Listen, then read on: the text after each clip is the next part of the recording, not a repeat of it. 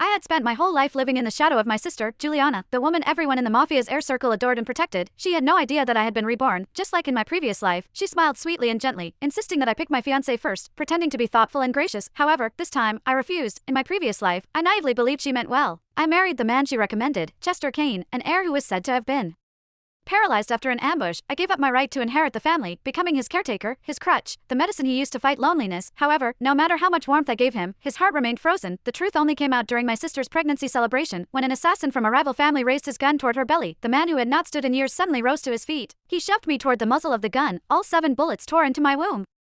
As I collapsed, I saw him pull my sister into his arms, shielding her with his own body and taking the final shot for her. Only then did I understand he had never been paralyzed, his family had never abandoned him. He pretended to be sick because Juliana's heart belonged to another man, and he refused to be tied to me. "I'm sorry, Tanya," he said. "I lied to you. However, I couldn't let Juliana lose the heir she's carrying. I'll repay what I owe you in our next life." When I opened my eyes again, I was back on the day my father asked us to choose our marriage partners. This time, I chose no one, yet back then, they were the ones who begged for my love. Chapter: Go ahead, sis, you pick first. You're the delicate one, and you need a strong family to have your back. Juliana Larson forced a sweet tone, playing the caring sister just like she did in her previous life. However, her eyes betrayed her, locking onto Seth Rogers, the Rogers family heir, with an affection she could not hide.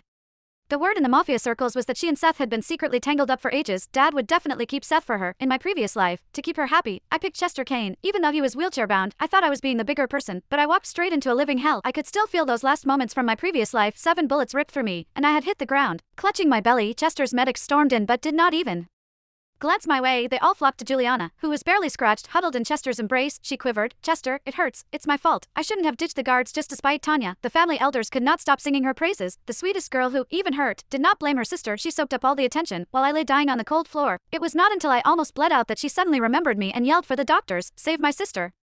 What are you waiting for? Go." Her tears sparkled like diamonds in the light. That was when I saw through her act. That was why I laughed when Dad asked me who I wanted. "Since Juliana is so thoughtful, I won't hold back. I'll take Seth." "What?" Juliana's smile disappeared as her eyes welled up with tears. "Tanya, you're well aware of my relationship with Seth." Chester's head snapped up, his eyes widening in shock. Then, my father's hand struck my face with a force that echoed through the room.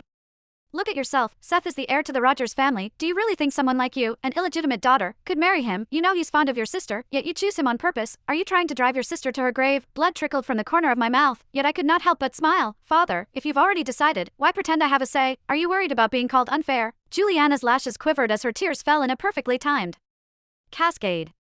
"Tanya, don't say that. Father loves you too. How can you accuse him so unjustly?" Amid our quarrel, Chester, confined to his wheelchair, suddenly braced himself on the armrest and stood up. "Don Larson, I propose a business transaction. I'm aware that your arms dealings have hit a rough patch. I'm willing to invest $5 million to assist you, with one condition: you give me your eldest daughter, Juliana's hand in marriage." I glared at Chester, my heart ablaze with